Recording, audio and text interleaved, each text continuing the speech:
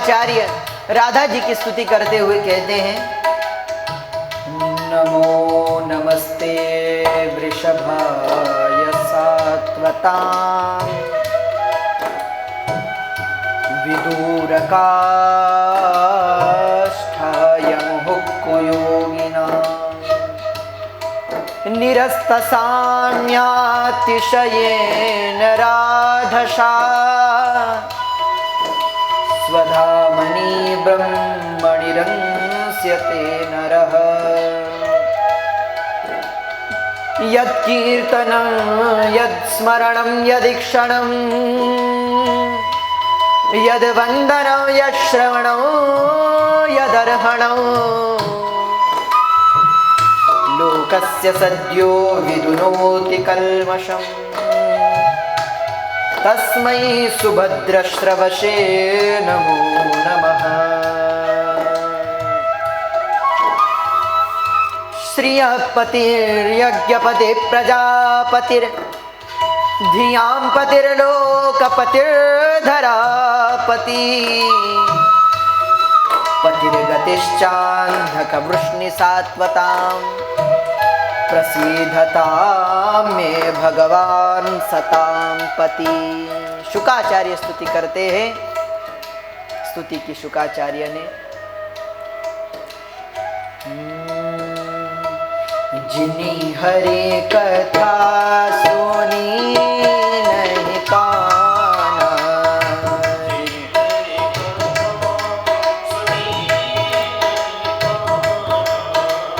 श्रवण रंद्र अहि श्रवण रंद्र अहि श्रवण रंद्र अहि भवन समान।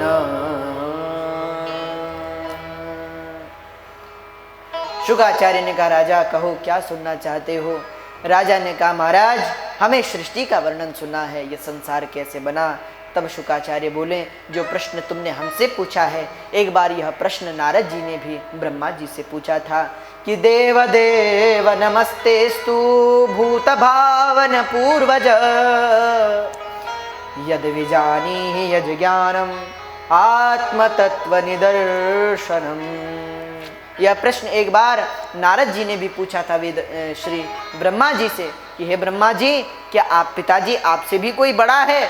तब ब्रह्मा जी ने कहा कि अरे नारद, तस्मै नमो भगवते वासुदेवाय धीमहि यन्मायया दुर्जरयया मा ब्रुवन्तु जगद्गुरुम्। मुझसे भी बड़े हैं। कौन? बोले भगवान नारायण। पर उनकी माया यह दिखाती है कि मैं जगत पिता हूँ, सृष्टा हूँ, पर सचमुच ये मैं नहीं कर रहा। नारद, ये सब कर्म भगवान करवा रहे हैं।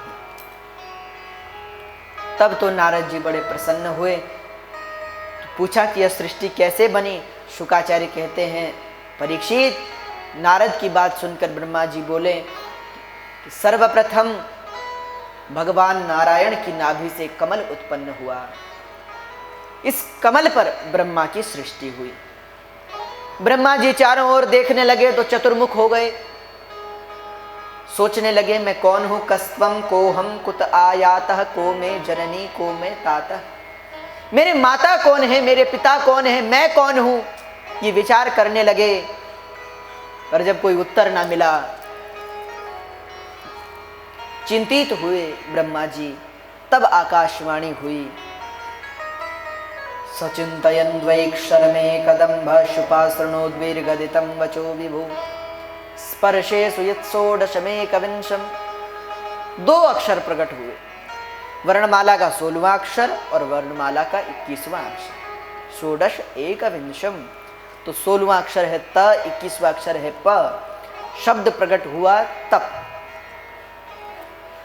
ब्रह्मा समझ गए मुझे तप करना होगा। ब्रह्मा जी तपश्चर्या करने लगे। कई वर्ष की साधना से भगवान प्रसन्न हुए। ब्रह्मा जी को भगवान के प्रत्यक्ष साक्षात दर्शन हुए। ब्रह्मा जी ने नमस्कार किया, प्रभु मैं धन्य हुआ, आपके दर्शन हुए, मेरे लिए क्या आज्ञा है। तब इतना सुनते ही भगवान ने कहा, ब्रह्मा तुम सृष्टि करो। सृष्टि को आगे बढ़ाओ। तब तो इतना सुनते ही श्री ब्रह्मा जी ने कहा, हे प्रभु, मैं सृष्टि तो करूं, पर करूं कैसे? कहीं मैं अपनी ही सृष्टि में आसक्त हो गया तो, कहीं मुझे सृष्टि से मोह हो गया तो। इसलिए हे गोविंद, ऐसा सामर्थ्य दीजिए जो मैं सृष्टि कर सकूं, और ऐसी कृपा कीजिए कि मैं अपनी सृष्टि में ना फंस जाऊं। तब भगवान ने भागवत ब्रह्मा जी को प्रदान की। पर उस समय भागवत में 4 ही श्लोक थे, इसीलिए उसे चतुर्थ श्लोकी भागवत कहा जाता है। वो तो बाद में यहां ब्रह्मा जी ने नारद को यह चतुर्थ श्लोकी भागवत प्रदान की, और नारद जी ने यह वेद व्यास जी को प्रदान की, और वेद व्यास जी ने इन 4 श्लोकों से ही 18,000 श्लोकों का निर्माण किया। तो पुरातन पहले 4 ही श्लोक थे, तो वो 4 श्लोक भगवान नारायण ने ब्रह्मा को दिए। भगवान कहते हैं, ब्रह्मा, अहमेवासमेवाग्रे नान्यद यत् सत सत परम, पश्चादहं यते तच्च यो वशिष्येत सोऽस्म्यहम्। भगवान बोले, अहमेवासमेवाग्रे नान्यद यत् सत सत परम। हे ब्रह्मा, अहमेवासमेवाग्रे, मुझसे पहले भी मैं था, मेरा आदि कोई नहीं, मैं सबका आदि, और मेरा अंत भी कोई नहीं, मैं सबका अंत हूं। तो अहमेवासमेवाग्रे, मैं तब भी था जब तुम नहीं थे, मैं तब भी हूं जब तुम हो, मैं तब भी रहूंगा जब तुम नहीं रहोगे।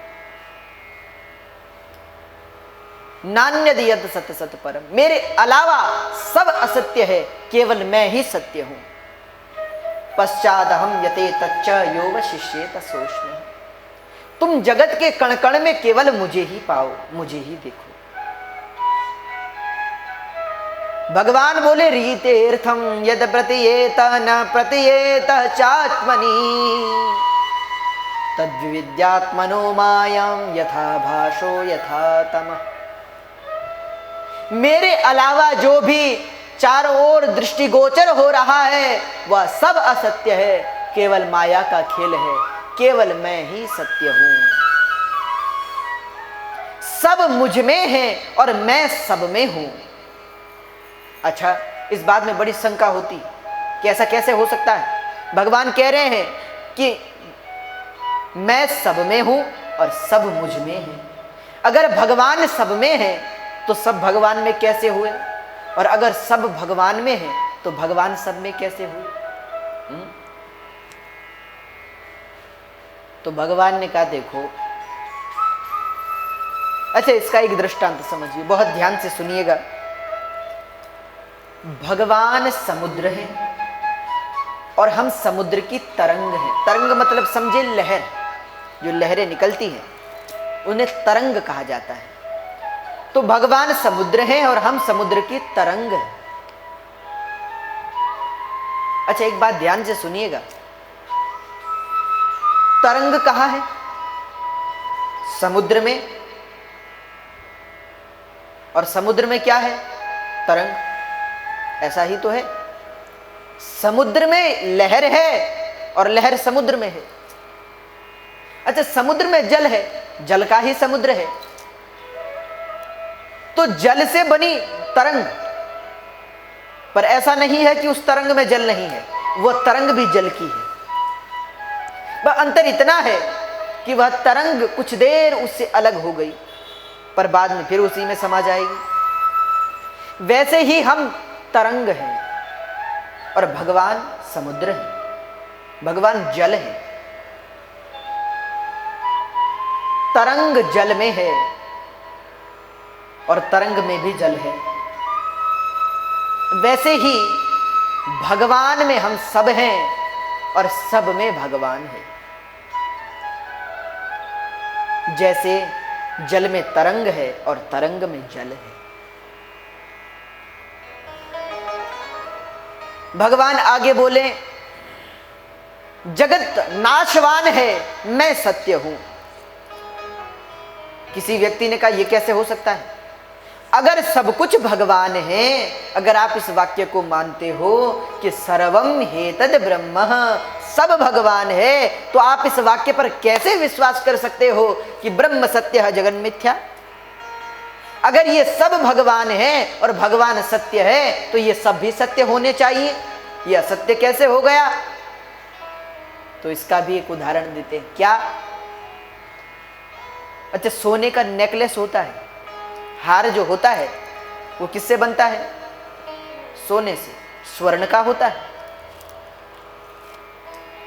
अच्छा, आप किसी सुनार के पास गए और हार को देकर आपने कहा कि भैया ये जो डिजाइन है ये पुराना हो चुका है, हमें नया कुछ दिखाओ, तो वो दिखाएगा, हाँ ये वाला पसंद आया, अच्छा ऐसा कीजिए इस हार को पिघलाकर ऐसा बना दो। तो उसने क्या किया? उस स्वर्ण को पिघलाया। पहले वो क्या था? हार था। पर जब स्वर्ण को पिघलाया तो हार बचा। अब वो हार नहीं रहा, पर स्वर्ण तो रहा। ऐसा तो नहीं हुआ कि अब वो सोना नहीं रहा, सोना तो रहेगा पर हार नहीं रहेगा। अब उसकी कुछ और वस्तु बन गई। वैसे ही जैसे आकृति का लोप हो जाता है पर धातु का लोप नहीं होता, धातु तो धातु ही रहती है, सोना तो सोना रहेगा, बस आकृति बदल जाएगी कि उस हार की आप चेन बना लो, अंगूठी बना लो, या उसका कुछ ना बनाओ, उसे पिघला दो, पर लेकिन धातु तो रहेगी। आकृति, हार भले ही मिट जाए पर सोना तो नहीं मिटेगा। वैसे ही जगत मिटेगा पर जगदीश नहीं मिट सकते, जबकि जगदीश से ही जगत बना है। अच्छा, दो कारण होते हैं। घड़ा बनाने वाले ने घड़ा बनाया, यह कारण कौन है?